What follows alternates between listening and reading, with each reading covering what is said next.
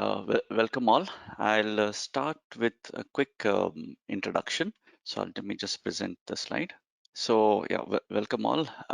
So my name is Dhiren Kapadia. I'll be the moderator for this event. I started in the software industry when it was just picking up, and it had kind of and has matured over time. So I have, I started as a developer in my career, and as of now, I've set up a few teams in my previous organization and also in the current organization. Uh, they're in various agile methods of working. So that's a quick brief about me. Chaya, please introduce yourself.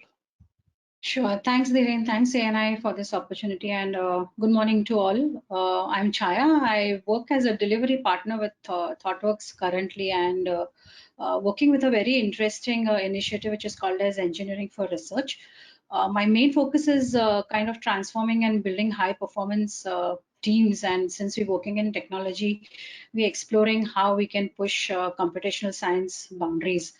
Apart from playing an agile coach and program manager, I really enjoy working on transformational projects, including Scrum. So that's in a nutshell about me.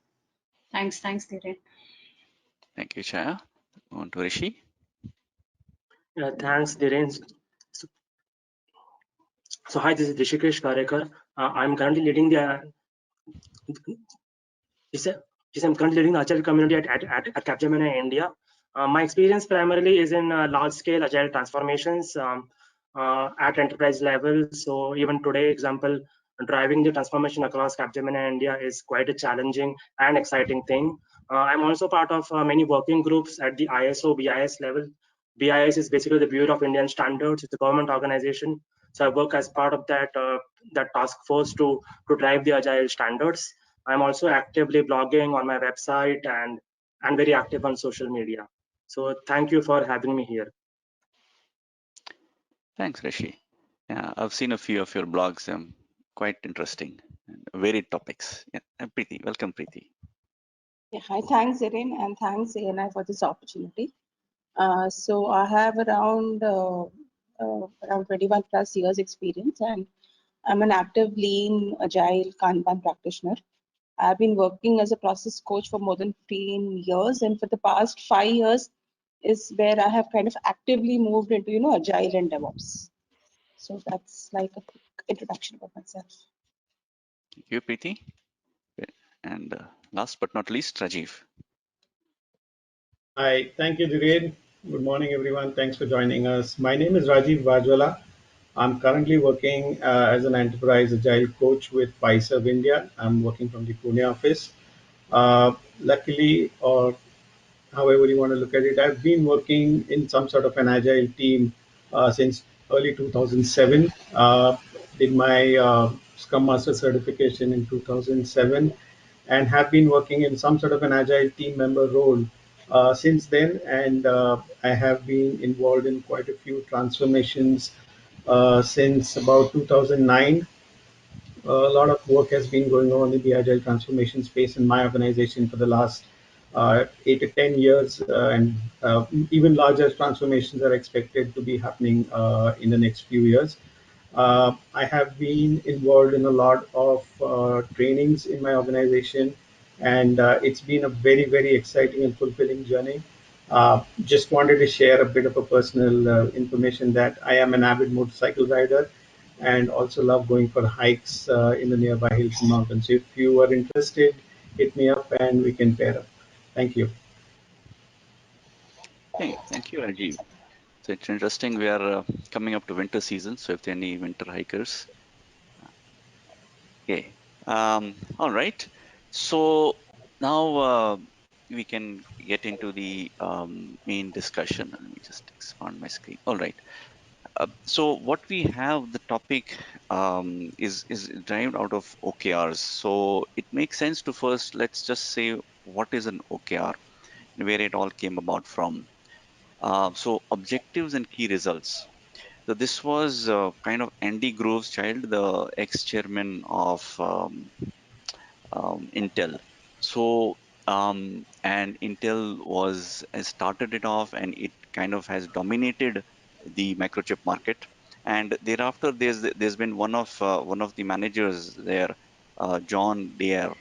Uh, he brought it out. He then joined a VC, and he then spread the OKR to around to several startups, mostly in Silicon Valley, and some very very successful startups.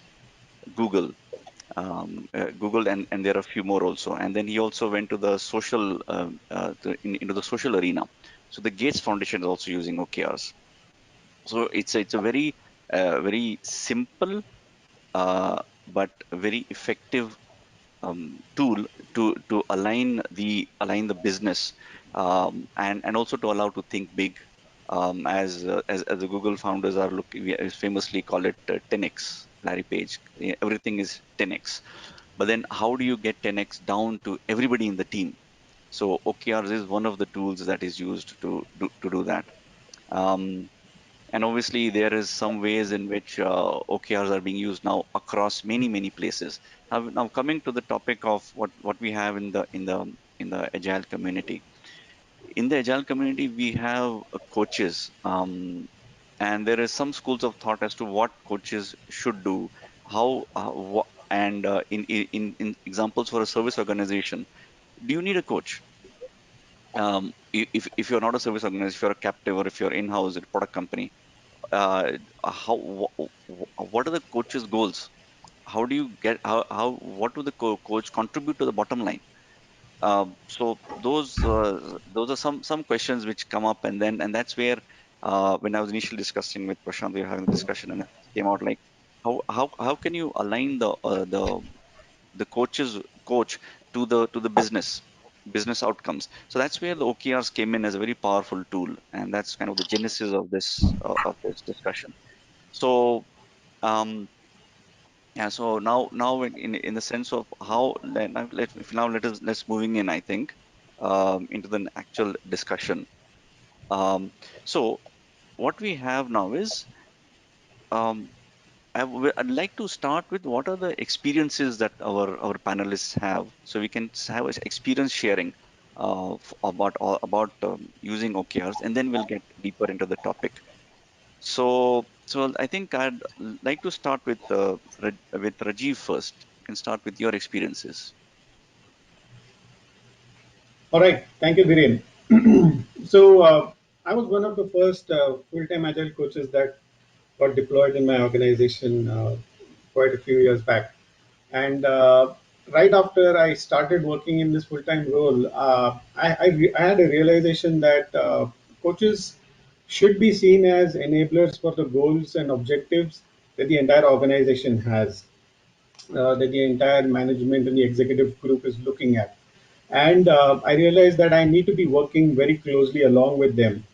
uh, I have to be seen as a part of the team. So there was a lot of unfamiliarity of the role itself. Not everybody was conversant of what this role is supposed to do, what it is supposed to achieve, how is this person supposed to get engaged and stuff like that. I realize that I cannot be seen as an outsider. I have to be seen as a part of the team and any team that I'm working with. So, depending on where the transformation is happening or where I have been deployed, I have to be seen as a part of that team and that ecosystem. So, that was a very early realization for me. And what happened was during this phase, it is also important to know what is the North Star for the organization or for the department or for the business that you're working with, and aligning the goals of the coach with that North Star so that that North Star can be achieved is absolute must. So what we've been doing is that we've got coaches together, we've got the people who we work with together, and we're making sure that the objectives, the actions that we're trying to get to achieve these objectives are all aligned, and they will help the organization achieve its goals. It's not something that a coach or an agile practitioner has to be able to achieve. Last bit I want to say to this question or thought that you brought up, Dhiren, is that there are various things that are going to be used to measure how successful a goal or the coach is in achieving a goal or not. But we have to remember that the agile coaches a lot of times will share goals with the other people in the ecosystem. Very rarely will you have an agile coach just by themselves achieving the goal itself. So knowing who the partners are with the coach in that ecosystem, working with them, and sharing the activities along with them and keeping everybody in sync is a very important action that the coaches need to take to make their OKRs a successful implementation. Very quite interesting. The first thought was very interesting. We have a coach, and you're not outside the team. You're actually in the team. Pushing along in the scrum, not outside the scrum, so to say, using scrum terminology. Very interesting thought. Um, so I'd like to move to Chaya for her thoughts on the usage of OKRs, or her experience with OKRs. Sure, thanks, Dhiren. And I think Rajiv kind of very nicely put across as well, right? I mean, as a coach, you are part of the team, but my experience has been on both sides, right? Coming from a delivery perspective as well, running large programs, and at the same time also facilitating quite a few teams as coaches. So I've kind of seen two aspects: how does a delivery or an management or a business unit looks at it, and how does a coach kind of fit in. So let's try to also understand that OKRs cannot be really individual driven. They really need to come across as common objectives that an organization wants to achieve, or it could be a portfolio, or it could be a business unit, and then how collectively each person, each department kind of works towards it, right? As a coach, definitely we are in a facilitation mode, but having individual OKRs is not something that really works in favor. As a coach, it's important for us to understand that what is it that the portfolio needs, and are we aligning everybody to match that North Star or to move towards the North Star. There are times when there are going to be differences in approach. There are going to be differences in the way we want to look upon OKRs and the key results. And I think as a coach, it's very important to get that alignment, just not for the self, but for the whole unit as a strong collective, and then move towards that. Okay. Very interesting thoughts again there. Yeah, you brought up the most important point of OKRs, which is alignment of the entire unit or company, which is essentially what many big companies use it for. You have the objectives, and then you have the results. So the objectives, you want to achieve the objectives using the results, and the results are short-lived. Thank you. That's good. Good. So now I'd like to ask Rishi to share his experiences using OKRs. Okay, thanks, Dhiren. So my experience with OKRs has been OKRs are great. I think OKRs are a very powerful concept. But what I've seen is most of the time people are focused more on the objectives only, and the way they do the split, it is basically a drill down from the organizational level to the unit level, and then sometimes to the people level. So what we hear from Chaya, right? The people level is not really logical. But so my experience has been in general, the way people define OKRs as a concept, though it is, I mean, the intention is right, they are not defining them correctly. That has been my experience. And especially around the agile coaching, what I have seen, right, is the key results many times are around implementation of a certain practice or a framework. It's not really outcome driven, right? And probably I think we will talk on it deeper as we go further in the conversation. But so my current take on the OKR subject is that it is most of the time an opportunity lost. It is if we define it correctly, it would really help us achieve our objectives. But it's more often used just as a tool to communicate your objectives, right? And not really focus on the key results of how we are going towards that, right? That is my intention I mean, my understanding of an OKR. The O part is for the objective, and the KR part is for how we are going towards that objective, right? So that articulation is really the key, and that is, I think, which a lot of people have to work upon. Okay, that's another very interesting um, clarity on the results. So you can have your objective, but if your results are not properly written, and they are not measurable, and they are not something that your team is aligned with, it's just something else, then your objective is hardly likely to be achieved. So very good take on OKR experience. Yeah, I'd like to bring in Preeti now if she has a different take on this. Yeah, I mean, I kind of echo on some lines with everything that people have said, right? So OKR is a very powerful tool if it is used correctly, and the way we have used it in our organization is where we have clearly defined business objectives, and for each of those objectives, we come up with what are the activities and the key results. So that is something that we uh, track very regularly on a regular basis.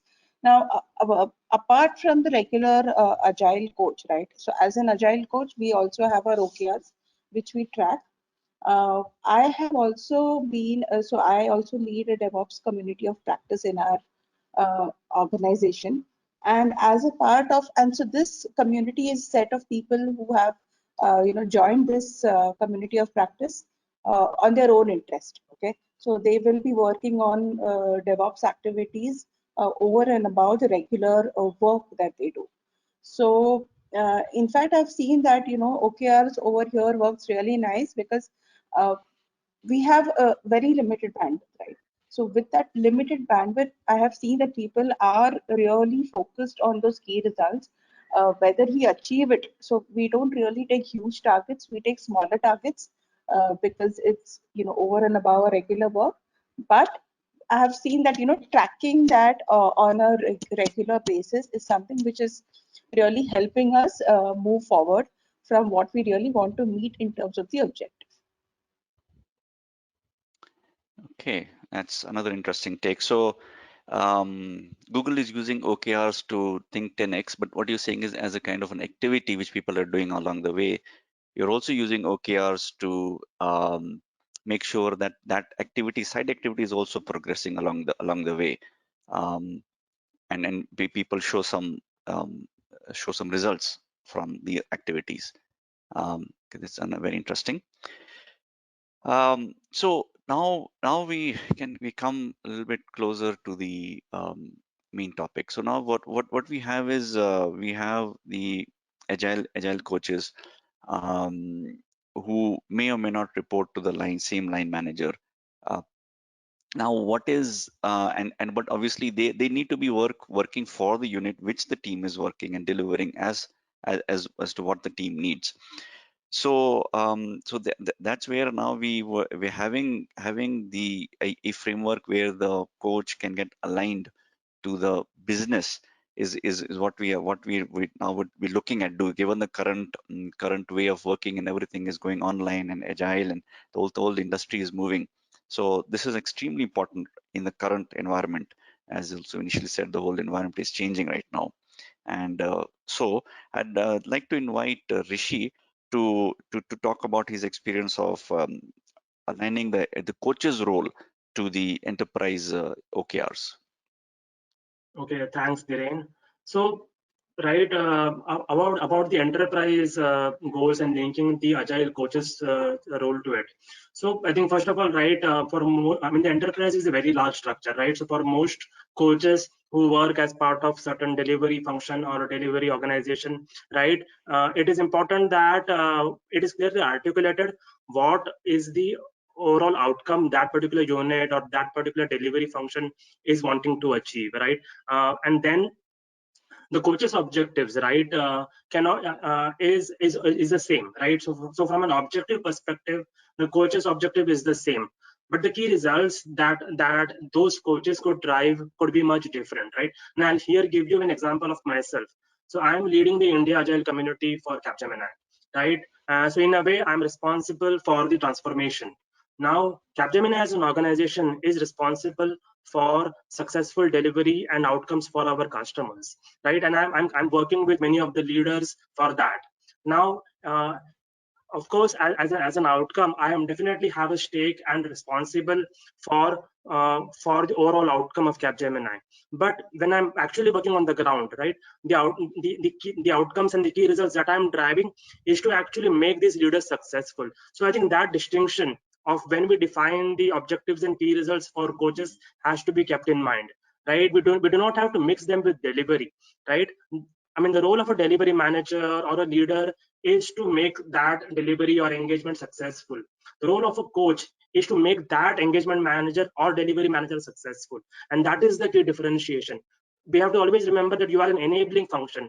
If you directly make the coach responsible for delivery and start to measure them with outcomes, those kind of outcomes, then they will start to take shortcuts, right? Because shortcuts can give you temporary, results, and then you are missing out the opportunity that the coach is actually to grow the person, grow the team, right? And then the team takes care of the delivery. So it's an indirect goal and key results. So those are, I think those are very subtle things that people need to keep in mind when you are defining OKRs for a role which is more coaching than pure delivery, right? So that is my take on this, right? I think that is a key aspect which most people miss, and they measure coach with the same yardstick as a delivery manager, and then there is no difference, right? The coach is there to help the people grow, and when people grow, they will make your delivery successful. It's so if just to kind of paraphrase, so you have the delivery manager's OKRs, which is maybe enterprise OKRs coming to the delivery manager, and then you have the coach's OKR. So if I understand correctly, you're saying that the objectives are the same, but the key results will need to be different. Is that what you're Right. I'll indicating? give you an example, maybe if you will allow me one more minute of the key result. So example, if I'm working with a delivery manager whose objective is to improve productivity, right, for that organization, right, because that is number one objective many times. And yes, so when I'm engaged as part of that to help, because as an intervention, of course, my objective is more or less the same, right, because both of us eventually at the end of the year would get measured whether we achieved that overall business goal. Now the key result for that delivery manager is to drive certain things on the ground, right? Is to make sure that we are satisfying the customer with early deliveries, we are satisfying the customer by having good automation in place, etc. My role as a coach and the key result which I would be measured on is to make sure that the leader has the right mindset, is using the right tools, right, is putting in the right construct in place, right organization structure, whatever is needed, right? So I'm more of an advisory and helping them. It does not take me away from the ownership of it. But if I will start to measure on the, I would start to be measured on the final outcome, I may not really grow the leader, right? So that part, I think the coach has to be very clear that you are there to grow the leader, not do it yourself. Otherwise, there is no difference. Okay, that's interesting. Okay, I have a feeling Chaya wants to jump in here. Yeah, so what do you have any thoughts and views on this one? Yes, I mean, I was kind of thinking on what Rajiv said. So to some extent, yes, key results are very, very important. So he gave a very good example, and probably I'll just continue a little bit on that, right? So let us say an organization has a strategy of quick time to market, right? They really need to hit the market. And as an agile coach, we kind of have to align to that. I mean, then you cannot say, okay, let me look at the team's happiness quotient first and then see how the key results are kind of evolving. At the same time, if you're looking at a business unit or at an enterprise as a whole, it's very important to understand that OKRs are not compliance. Okay, there's something that is very aspirational and we all work towards it. So at the same time, it's very important for the coach also to be courageous and to go back to the key stakeholders and tell them that what you're saying is more of a goal setting. It's more of a numbers that you're looking at. For example, it's more of old wine in a new bottle, and maybe that's something that's not going to work.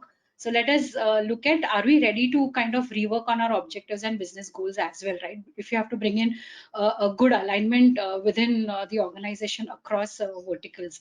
So I think that's very important as a coach to also give that back as and when needed, because you're a coach, right? If you're just looking at one aspect, the others are going to kind of be impacted. So again, a holistic understanding of what is required and how we kind of align, realign, relook, re-strategize is all very, very important aspect that we kind of built in, you know.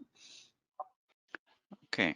You're saying that the coach need not only be on the process but can also jump in to some extent into delivery if needed to help align. I think that's what Uh, I'm. Probably not jump into delivery. I mean, there are people who will handle them, but help them get refocus and rethink, you know, that are we really doing what is required kinds, you know? Create the atmosphere so that people will Absolutely. rethink and relook at it. Great, Yeah. great. Okay. Um, Can I think, I please, please go can ahead. I come? Can I come? Sorry, who's speaking?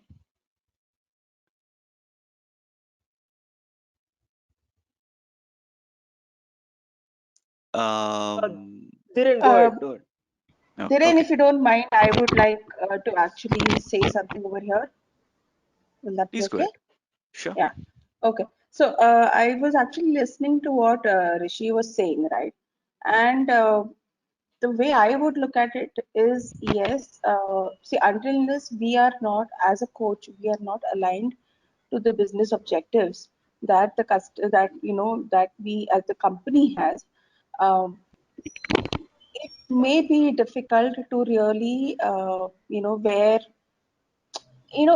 so as I feel as a coach, we have to be, in fact, that has to be in our, the objectives and the key results that the company has to wants to achieve.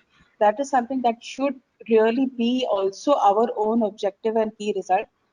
Now, whether we meet those goals, because we know they are aspirational goals and we may not really meet all those goals, but until unless it is not in our, in our bucket, I feel staying distinct from it is something which I kind of don't, I kind of do not agree with it in the sense.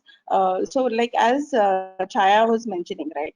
So, we have to be aligned to what the company wants, and we have to have it very much in our own goals and results, key results, to really get in those key results. We may not really achieve, right? So we may not achieve those goals, but it is extremely important that it is very much into our own bucket.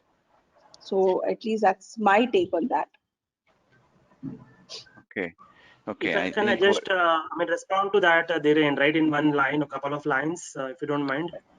Sure. Right. Yeah. So when I say, right, that the coach key results should be a bit different, it does not mean that the coach does not have a skin in the game.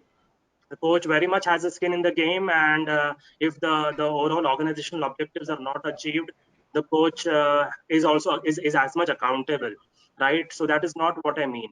What I mean is that you have to create that distinction between the delivery and the coach. It's like the sports people, right?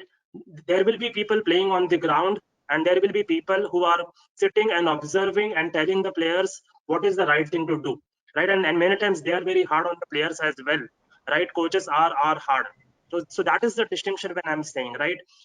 If you're expecting that the coach will now take roles that, okay, you should you should bowl as good as a fast bowler, not necessarily. They may not be able to do that, or they may never be able to jump in, but their role is to observe other players, observe what is happening, because they have that perspective, and help their team with that perspective to do better and win games. Yeah, I think kind of if we take it, I'll maybe like to move to Rajiv for the closing comments on this one. So I think what we have is that you have the OKRs. They do come to the coach. This I think the summary of this thing, and there is a slight differentiation for the coach. The O remains the same. KRs will likely change. So I think that's what I take, and I would like to pass on to Rajiv for his views, his experience actually on the OKRs for agile coaches. Sure. Thank you. Thank you, everybody. I may be repeating some of the points, but I'm just trying to bring my perspective into what has been my experience about getting the goals and objectives for coaches aligned with that of the business. First thing that is on my list is that we should know what the business objectives are. So the kind of objectives that we've been dealing with in my organization primarily have been getting more frequent and faster releases out to the market. There is a competition that is really, really picking up, and we traditionally were going out very, very slow, and we need to be much faster. There has been objectives around gaining new customers with newer features, getting more product features integrated with either other products of the organization or with other third-party partners and their products. So those have been primarily our business objectives, and those are the outcomes that we've been looking for. So doing all of that, you need to understand as a coach why your goal, why the objective of the organizations are along those lines, and I try to somehow give a picture about why the organizations have those goals. Then we have to understand the ecosystem of the organization. We need to understand why the organization has picked those goals and what the coaches can do to support the teams so that they can also contribute towards achieving those goals.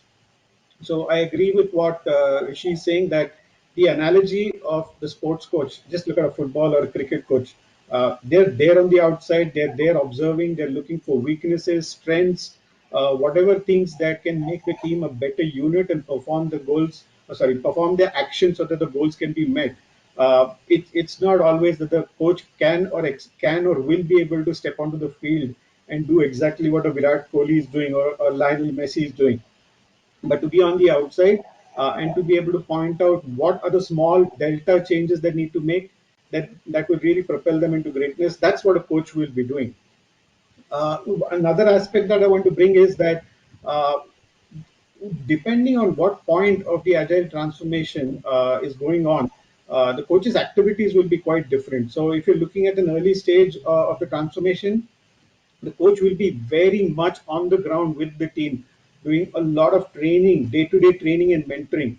As the team matures, they will start stepping back into a more coaching role, and that's some sort of a transformation that, or a change that even the coach goes through in its own role. A very hand-holding kind of activity in the initial stages, to stepping back, observing from the outside, and then guiding the teams with whatever tools and techniques that they can use to make them more effective. The other thing is coaches need to know how they are going to be, how the goals are going to be measured, so they can work with their teams so that those metrics can be achieved, the key results can be achieved, and staying in touch with the goals is very important. Knowing why the organization started with a certain objective, and are we still going with that objective, has something changed. So staying in touch with whoever set those objectives, meeting them frequently, appraising them about the actions that you're taking to achieve those goals, and if there is any change, then understanding what actions need to be changed on the ground, so that everybody is aware that since there is a change in the direction, there is obviously a change in the actions that the coach will be taking on his side or her side with the people that they're working with, just so that there is no darkness or ambiguity about what the coach is doing. And I believe having these kind of things in place just makes the whole the whole model more successful when a coach is involved, or for the coach himself. Yeah, another excellent angle coming on this, where the thing really caught me was towards the later part when you said that if there is a change, so you have the objective and then you have the key results. Now, if there's a change, then the key results would change, and they have to be revisited. So it's not something that is fixed in the start of the year and end of the year you'll measure that. So the KRs would also evolve, is what you're saying, which is your experience, which you have evolved them, and that is what has helped make it successful. Yes, yeah, I have experienced that, where goals set at the beginning of the year have changed just 3 months down the line, and not staying in touch with the people who are also driving those goals from the organization leadership perspective, you can lose focus, and you can have some very difficult conversations at the end of the year if you're not having regular touch points with those people about those goals. Right, Great. Okay. So Can I come to? Can, somebody is unmuted here. Okay, I think we'll go on to the next question. We are running a little, maybe a little bit behind time, and I'll already see a few good, interesting questions on the chat window.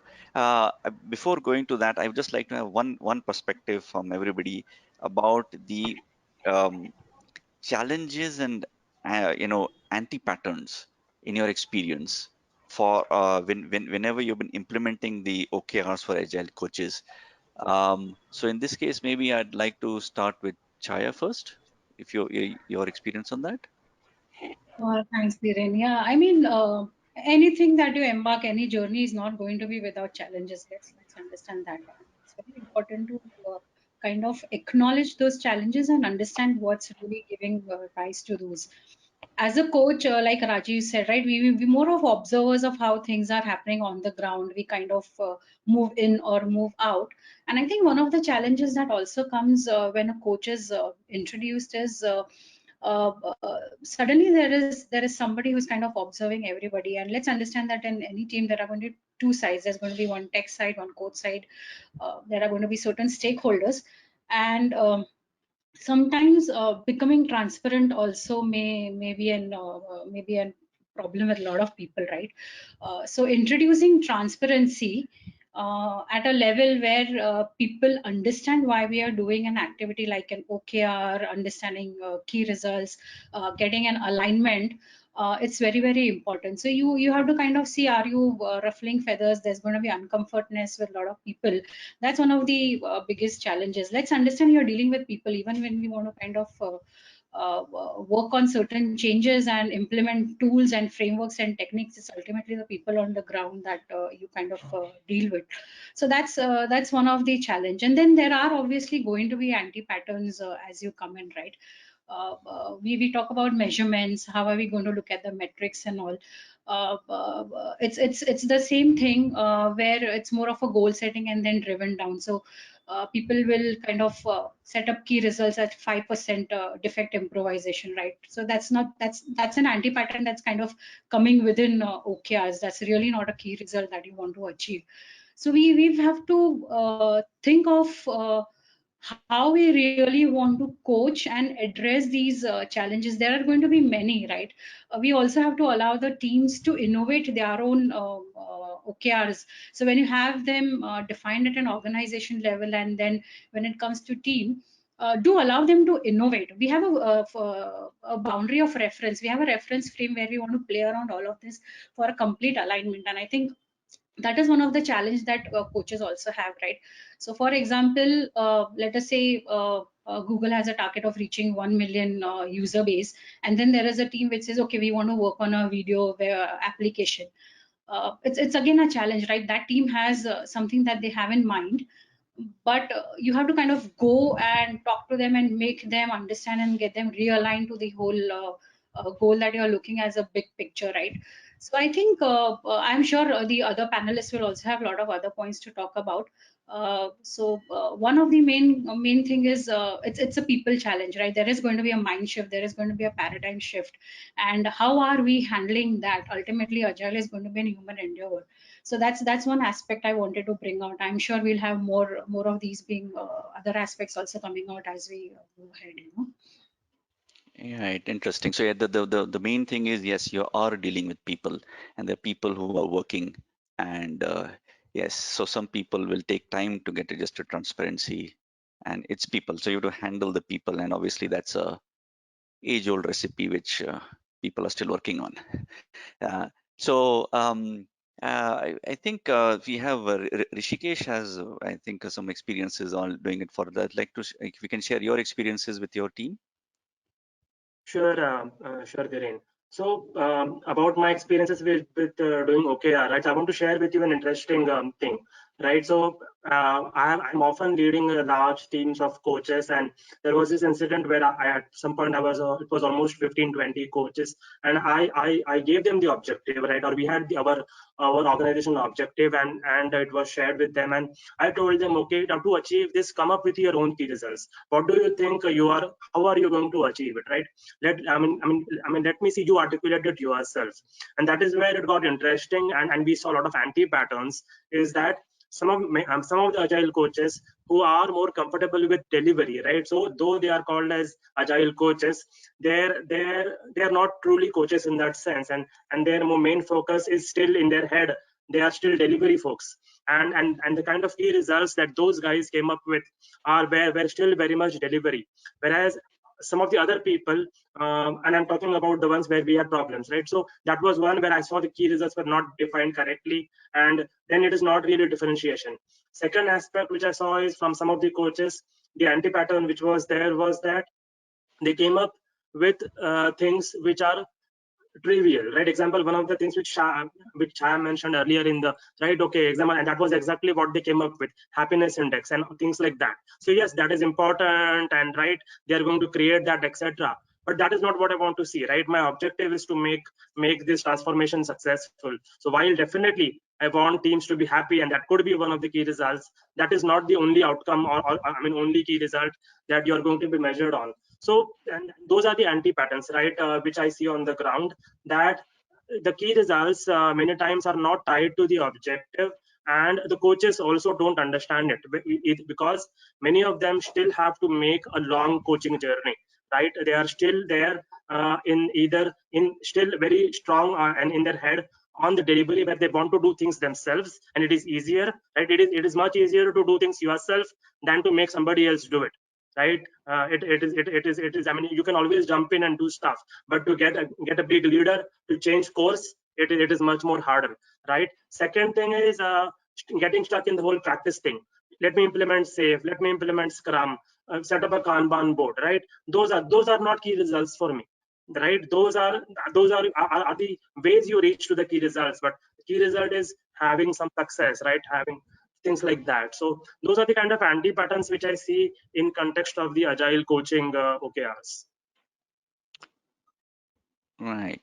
That's interesting. Yeah. So yeah, what the anti-pattern is that you have one of the things you said is that the results are not something which is I think also Chai also said that it is not as aspirational, and it is not measurable, and it is not linked to the objective. So then obviously the objectives and results will go because you're measuring yourself on the results on every quarter, but your objectives and results are not linked. So you can't expect anything coming out of that. So, I think if we have, okay, I see Rajiv was looking. Yeah, so you can share anti-patterns. You seem to have a few to share. Yes, Dhiren, thank you. I unmuted myself so that you would notice that. Thank you. I wanted to talk about some of the challenges that I have observed in the implementation of OKRs for agile coaches. The first thing that I would like to mention is where the objective itself is very vague or not clear. Better productivity, better quality, better customer satisfaction. So when you're just not talking about something that is very specific, and it could be very very vague in terms of the actions that you could take to achieve it, and then the whole achievement of those results becomes very controversial when you claim to have achieved it, and when the person who laid down that objective had a much higher goal in their mind, and they are not happy with what has been achieved. So it's good to have objectives which we know are qualitatively, quantitatively what they mean. When the coaches themselves are not bought into the objectives for whatever reasons, I think their ability to support the teams for them to make or to enable them to achieve the goals becomes a difficult thing to do. So the coaches then either are staying back, not getting involved as much as they need to, and then it's that chicken and egg story where the coach is not being seen as effective and the coach is not doing anything. So the coaches will probably need to be very closely aligned with the objectives, no matter what it is for them, because the objective of the organization is something that has to drive everything that everybody is doing on the ground. Another challenge that I've seen is when incentives are tied very closely to the objectives. When you make a reward very closely associated, if you do this, you will get this bonus. So you do this, you get this training, or you go to the conference and stuff like that. That's where things get gamed a lot. You get fudging of numbers, metrics start getting fudged, and things like that. So that's where the gamification starts happening of the numbers. And I've seen certain cases where failure of achieving the objective has been blamed squarely on an agile coach. And it was very obvious that the coaches were there to enable the system that they were working with to achieve those objectives, but they were made the single point of failure, and the rest of the ecosystem had almost no brunt of that. So when you're seeing that kind of outcome of this activity, the next time when you get an objective which is even close to being challenging, you can expect certain sort of response from the coach in some of the other ways, the behavioral ways that I talked about. So making sure that if there is a failure for the goals, then whoever is there in the ecosystem working on that is part of that and is responsible for that.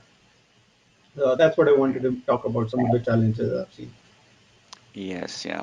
Interesting point. Yeah, the thing here is that the OKR is misused, and OKR is you misuse for incentives, then that's a sure killer for complete misuse of OKR, and it is becoming a pointless exercise. It's no longer an OKR, and it will not Yeah. push. It will actually constrain. It'll do the opposite. Okay, so I'd like to move on to the next point here. Because so what now that we have seen something which are anti-patterns, I'd like to kind of go to something which are the key enablers. What is the few important points, like what are the OKRs for the OKRs, for a few key things that you should do in an implementation. And when Chaya has experience to share. So, yeah. Oh, okay, thanks. So I think let me start putting it like this, right? OKRs, implementing OKRs is not something that happens overnight. I mean, it's a journey that has to be undertaken, and we need to really assess at an organization level, at a team level, are we really ready? So what's our readiness for taking this initiative at an org level, portfolio level, team level, whatever, right? So maybe let's take an example that as a team, right? Do we really have some strong engineering practices in place? What is it as a team that we are looking at to achieve? Is everybody aligned? That's one point to begin with. Is it possible to create a thin slice, put it in production, see the impact, and see what is the impact that new feature is creating? If you have that as one of your key results as part of the team, right? So it's really important to understand how efficient we are.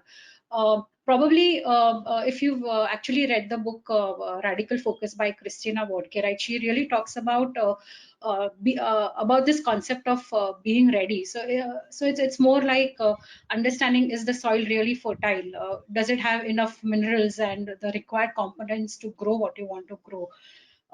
That's one aspect, right? When we embark on a journey, what's our readiness quotient? And the second is, and as you start on this journey, what is our mindset to look back of what we've already done? So are we having? We said that it's ultimately people and then incentives, and there are a lot of aspects that come in, which could either be traps or influences, right? As you start on this journey, and at some point, are we having the right checkpoints? Are we having the correct safety nets for people to start this journey? If something is going wrong, do they feel confident enough to come back and share those experiences? Do you have a 360-degree feedback loop where a coach or a delivery manager or a team member can go back to the stakeholders and say, I think this is not something that's working right. Let's go back and to the drawing board, like Rajiv said, and realign our goals and business outcomes. So what is that safety net that you have so that you can embark on a journey with less of fear and more of confidence, right? So I think these are a few capabilities. I would call it as capabilities, but bring a humanness to the whole process. Yes, numbers, fudging, everything is there, but it's going to be achieved by people who are really working on the ground. So let's create an cultivation environment of cultivation where we can really start putting all of this together. So organizations need to look at that as well, and I think these are really good enablers put in place. I think the journey can be with less bumps and more smooth. Oh, yeah, I like the analogy of, I think you use kind of soil. So you're saying you prepare the ground first, you get the soil ready, and then you can start putting, your OKRs and other transformations. Interesting. So, yeah, I think that is for obviously fundamental also. Thank you. So maybe like I'd like to bring in Rishikesh to bring his in views on his implementation. What are the few key points? Okay, thanks, Dhiren. So, from my perspective, when I have seen OKRs really succeed, is when they are more used as an improvement measure than a performance measure, right? So, wherever I've seen OKRs really been used or abused as KPIs, that is where I have seen all of this fudging, gamification, whatever you want to call it, and then essentially the whole purpose is lost. What I think, right, and I think what you also mentioned earlier, Google uses it to achieve 10x, right? So that is what I think is the right place, and if we use that for that, if we use OKRs as an improvement measure, that is the number one key enabler, because then we are really setting the right soil, as Chaya mentioned, for it to succeed, right? The second thing, so, and as an improvement measure, right, when it is used, the another key enabler is to see those key results as experiments, right? Because yes, you want to achieve those objectives, and many times those objectives, especially if they are like 10x, they're very difficult. And to achieve those objectives, what are our experiments along the way? If you create that environment where people are willing to do bold experiments and then try it out, that is when I think OKRs really help you succeed and achieve those goals, right? So one key enabler is not really using it as a KPI or a performance measure, and second is allowing people to do experimentation and use the key results for that. And I can tell you from my own experience, when I joined my current role as leading the Agile community for India, the first 90 days, that is essentially what we did, because we are solving a complex problem, right? An organization of 100,000 people, you cannot say I will do 1 2 3 5 things and then suddenly it is agile, right? It doesn't work like that. So you are saying, okay, I will do this experiment, I will do that experiment, and we will learn from that, and then we will chalk out our next steps, right? So when OKRs are used in that kind of an environment, you are creating the right soil, right cultivation for it to succeed. So that's my take on that. All right, great. Yeah, the interesting point was the experiments. That really caught me. And as a good, so you'll enable a risk-taking culture, and people are. It's okay to take experiments, which is away from your goals. So then you will then have a different transformation going, doing changes. Okay. Yes. So yeah, for Rajiv, you can also share your few key enablers for this. Sure, thank you, Dhiren. In terms of the objectives itself, when the objectives are very closely aligned with the purpose of your organization or the existence of your organization, I've seen that the OKRs work very well. Let's say something like my organization saying that we want to put out 8 to 10 releases in a year, or I've heard where Google wanted to make 10 times the difference in the business outcomes that they were getting, or YouTube wanting to achieve a billion hours of view time for YouTube. These objectives are very closely aligned with what the organization does for its day-to-day living. And when you have objectives like this, automatically people feel like trying to achieve them. That itself gets the whole ball rolling in the right direction. The OKR framework itself is not something that is very simple. It needs some time to be understood. People need to understand what that framework is, how they are part of it, what happens if there is success, what happens if there is failure, what is it that what is it that, as a coach, what is it there is for me in that framework. So it's important that there is sufficient amount of time being spent on this framework also being understood, because in the absence of that, different understanding about this whole framework can cause the problems that we've all been talking about. The objective of the organization goes for a toss, and then personal objectives come into the picture, and that's not a good conversation to have at any point in time. The other part was, I think Chaya touched upon that briefly, was the 360-degree mechanism that is there. It should be part of the ecosystem where people are working closely with each other. If as a coach, if you're not doing something right, you should be able to get feedback on that and make corrective actions, so that whenever you're expected to enable somebody for something, whether or not you're effective in that, also has to be told to you. You cannot be blindsided to the fact that you're not really doing a good job and then just expect that things will work out and the objectives will be met. So staying on the outside and not seeking 360-degree feedback is probably the worst combination that you can have. So if you're not working on the code, you're not running the tests, you're not doing the day-to-day delivery, and you're also not really actively engaged with the people in terms of keeping a pulse on how you are doing, how you are serving them, that is probably a big loss to the service of the role that you're playing. So uh, doing that as a very important and engaged activity has been some of the measures in which I have seen that people are successful. Okay. Yeah. So that's I think good add-ons to what's going on. So I think we have a few more minutes, a couple of minutes. Preeti, if you can also share what are the few key things for which have enabled you to implement OKRs and your learnings from the OKR. So thanks, Dhiren. So I think topmost thing that I would probably say is leadership support. Once you have the leadership support, everything follows. The other, and where you don't have leadership support, it's as Rajiv and Rishikesh and Chaya was saying, then it starts becoming a number game where you just start putting in numbers to just show something, right? So that is something which should never happen. The other important thing which I think when Chaya touched upon is the mindset, right? When we talk of the agile mindset itself, it is like an open culture, trust culture. So that mindset is something which is really, really important that we develop over a period of time, right? So it is not something that it's all about people, right? People have to understand and trust the process, right? So which is very important that people feel safe to fail and learn from their experiments and get better, fail faster, of course, because a constant review on a monthly cadence is something that I would definitely suggest, that there has to be a review. It cannot be a yearly review where you've taken an entire year to understand that you failed.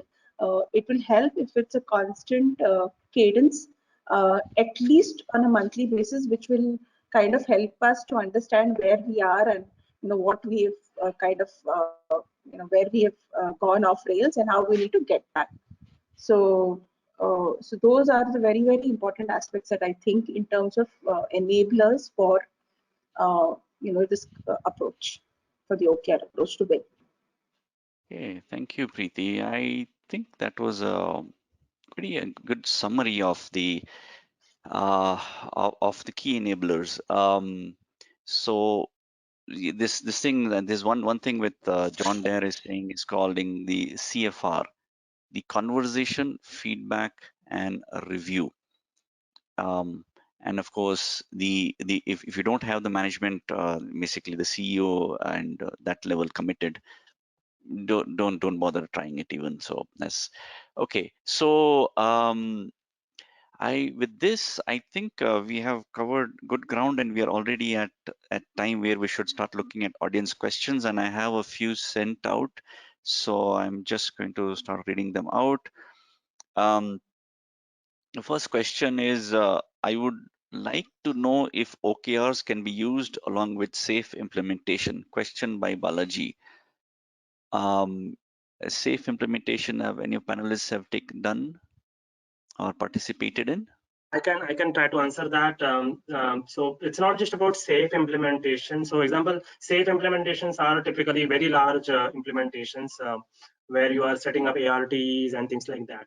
But I would not say safe in as such immediately makes a difference to the way you would organize OKRs. I mean, that thinking would be regardless of any kind of agile transformation, whether it is safe, dad, less, or anything, right? Specifically to safe, you might not do anything. And again, this is something which I mentioned at the start, right? The biggest mistake you could do is define your key results as practices implementation, right? So in my view would be, right, don't define OKRs based on what practices you are following. Define on what outcomes you want to achieve. So you are doing safe or whatever framework for a particular reason. So align your objectives and your key results to that, and not to the particular practice that you are following.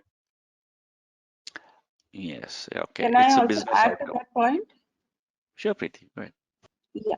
So, see, SAFe by default, the construct that SAFe has, right, where they have a PI planning, where they have your ARTs, and you all come together to understand what is your business objective, etc. So, SAFe by default has created that kind of construct where people come together, say, on a quarterly basis to relook at what your objectives are, to relook at what are the key results that you want to achieve. So, yes, definitely OKRs can be used when you are implementing SAFe, but I would say that SAFe has created that kind of construct itself within the entire framework that all these aspects get taken care of. That's my Okay. take on it. Yeah, you're kind of saying that SAFe already has the quarterly PI already. So there's a construct there, and if you want, you could take some elements from maybe the 10x, maybe the aspect of the OKRs, and maybe have encourage experimentation on the side. Maybe that's one more thought which came.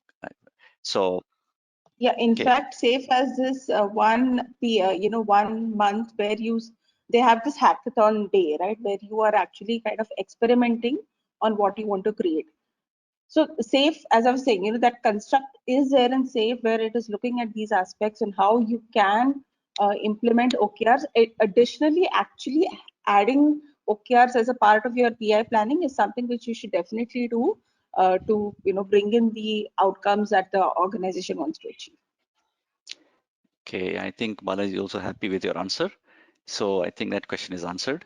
So the next question is, while OKRs say what to be achieved and created with an agreement at all levels, what is a role coach?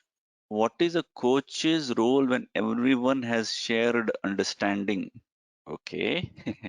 So yeah, we have achieved shared understanding, and if we have done that, uh, if we have that, and OKRs are enabling that, then if I understand the question correctly, what would be the role of a coach if we have an OKR, because that OKR framework will allow shared understanding.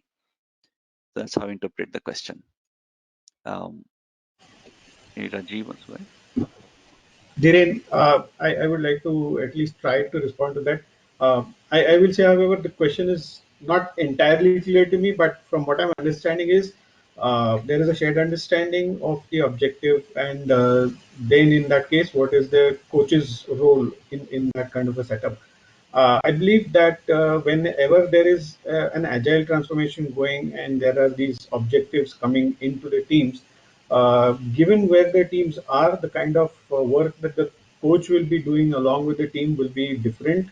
Like I said initially, the maturity or the phase of the transformation, or whatever you want to call it, will decide what the coach is or how the coach is engaged with those teams.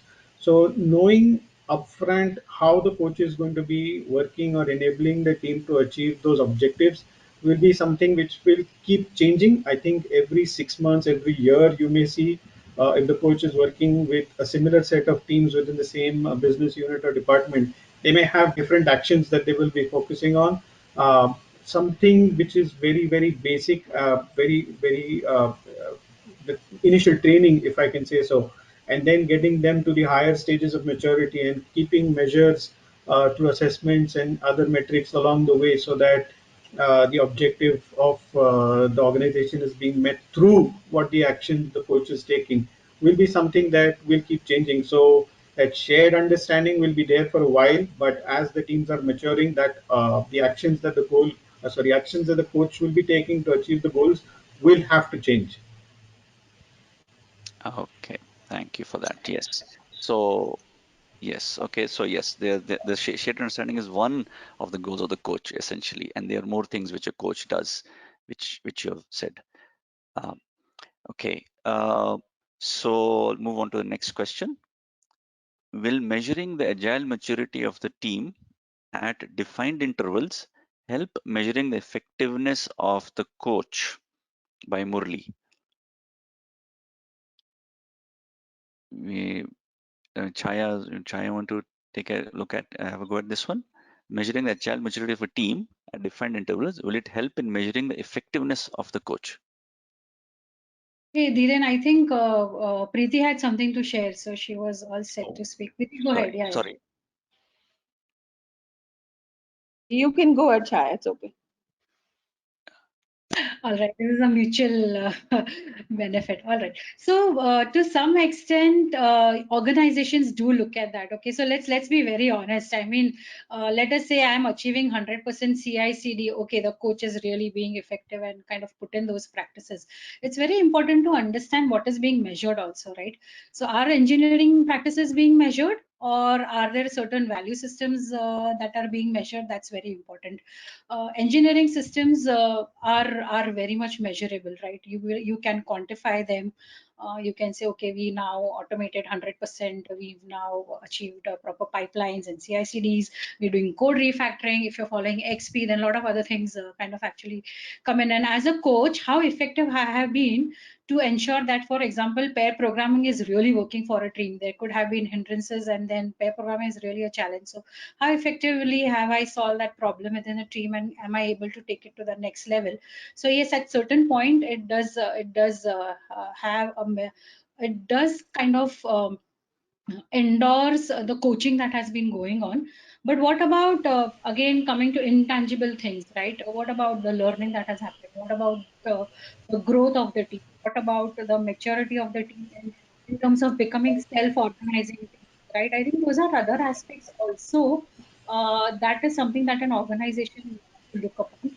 Uh, if I were a coach, I would say 100% with a lot of pride that yes, if the team is maturing, I am making an impact to it, and yes, it does measure my good coaching. But at the same time, let us also understand that we talked about anti-patterns. Right? If there is an incentive that says that as a coach, I should get a rating of 4 or 5 from the team members, my coaching really is not going to be effective, right? And that's in a way everyone does good things. Everyone is going to say story points are being achieved, and everyone is giving me a rating of 4.5, so it's really not effective. So again, two sides, right? I really like to look at it holistically. So I'm just presenting my views of how do you really want to measure is also important. I mean, it is important. Yeah, okay, that's an important point. I guess I missed Preeti. So, Preeti, if you wanted to speak up. Yeah, so as like Chaya touched on those things, right? So it's all about the mindset basically. If people have the right mindset, looking at so when you are saying that these are the different levels that the team has matured, and if the team has matured over a point in time, it definitely means that the coach has done something, right? So it somewhere along the line, the coach has brought in that thought process that how we can have that mindset in place. Again, the coach's job is something which, like, they are like kind of sitting from outside, right? So they're not really in the field, like what Rajiv mentioned initially. They're not really sitting. They're not playing on the field. They're just watching from outside and trying to figure out how you can make the things better. So yes, using the agile maturity model over a point in time with the right intent is something that can help. Okay. Okay.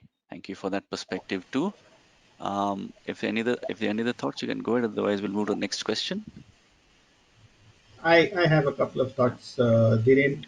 The agile maturity typically takes into account not only the team, but also the ecosystem and the tools and the processes that they're working with. So whenever a team is struggling, usually uh, the arrows or the fingers tend to point in all directions or many directions. It's not always with the team that the problem lies. I've seen that many times the teams have the best intentions and the best actions, but they don't have support from the outside. Those teams will continue to struggle no matter what they do or what the coach does.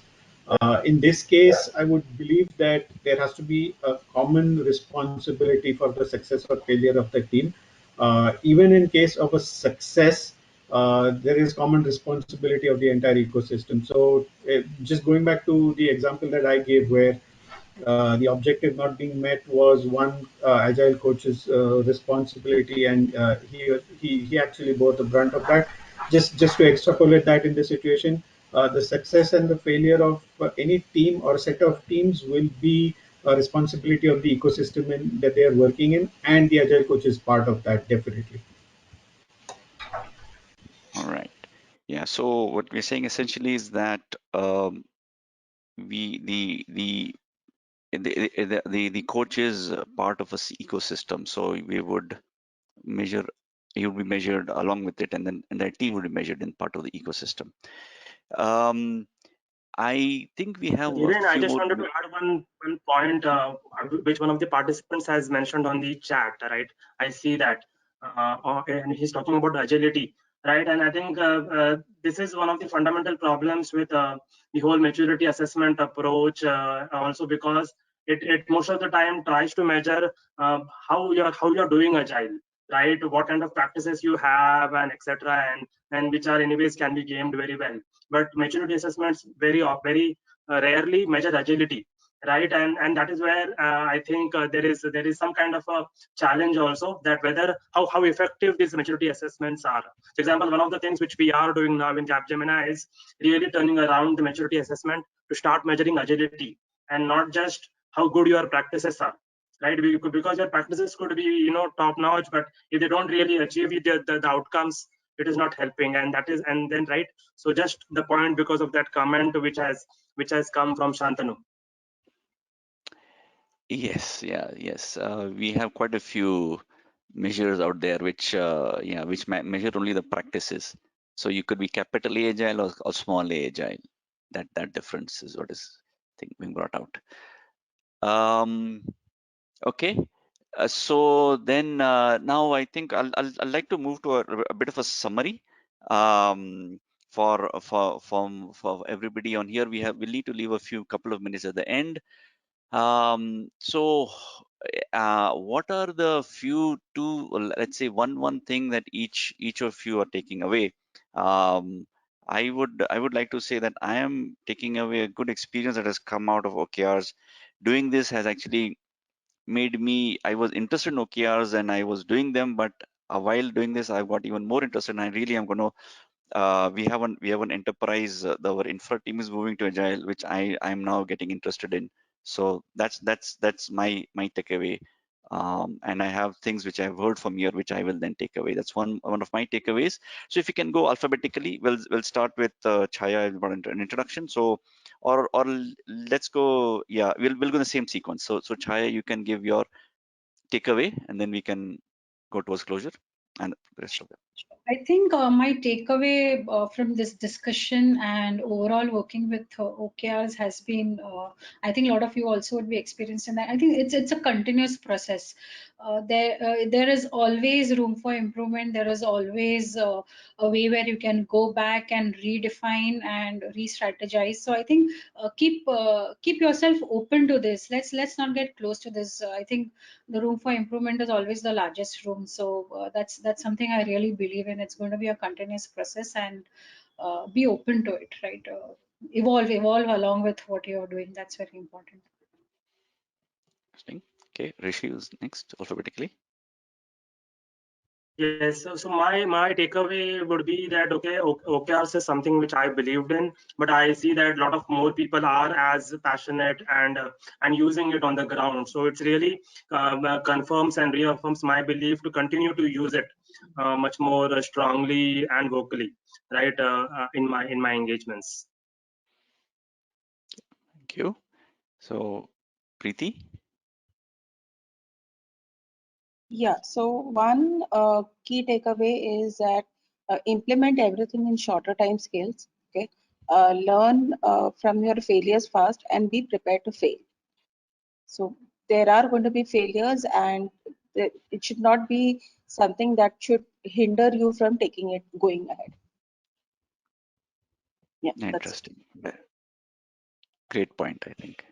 Yes. Rajiv, you can close. Yes, thank you. My takeaway from all this is a realization that OKRs is a great framework. There's lots to know about it, but even that doesn't ensure that objectives will be met. There is still a lot of people-related aspect that comes into when you're bringing in OKRs. We need to take care of that. Until we don't take care of that, the framework is going to be no good. So it'll be just as good or bad as any other framework. Yes. Yes. The key underlying is always there. Yes, the people. Uh, yes, I think I got a lot out of this discussion, and I hope I see some responses which indicate that too. So over to Priyank for the closure. Thank you very much, Dhiren. It was an amazing panel. You can hear me okay? Yep. Yeah, fantastic. It was amazing panel and really loved the perspectives you guys have added. I want to thank everybody who is in attendance today. Firstly, the participant, and also very importantly, the people who have organized this, which is basically Pune chapter, primarily Prashant Gulwadi and few others, who are very instrumental to bring such a wonderful conversation forward. Thank you very much, Dhiren, for your moderation. It was amazing. I always expect a surprise from you, which is today was a new one. I haven't thought that you can be so smooth in navigating, but you were. So thank you very much for doing an amazing job. And thank you, Rishi. Thank you, Rajiv, Chaya, and Preeti for your wonderful perspective. We look forward for have more collaborations with you, and definitely some questions were not answered. We put it on the social. Maybe you guys want to answer that sometime later in the stages. So thank you very much again from ANI side as well. Thank you. Yeah. Thank you. Thank Thanks, you. Priyank.